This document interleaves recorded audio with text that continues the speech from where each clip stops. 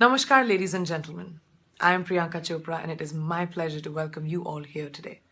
This is a very special day for me and my team at Purple Pebble Pictures as we announce our first Assamese production, Bhoga Khirki. I would love to have been there in person, but my work commitments have kept me in New York. All of us at Purple Pebble Pictures are really excited to be working with such an immensely talented cast and crew. Mr. Jhanu Barva, who I'm a huge fan of, has been creating thought-provoking cinema for the past 36 years. He is the captain of our ship, and we are honored to be collaborating with him. Our actors, Zarifa Waheed, Joy Kashyap, Seema Biswas, Sanjay Khargoria, Vishnu Khargoria. We're so glad to have you on board, and I must share what a wonderful job they have done in bringing their characters to life.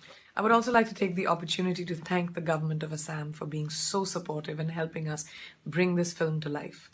It's been such a pleasure working with each and every one of them, and we at Purple Pebble Pictures really look forward to the opportunity of many more such associations. I will now hand over to my team to tell you more. Dhanyabad and Ako Laukpam. I'll see you soon.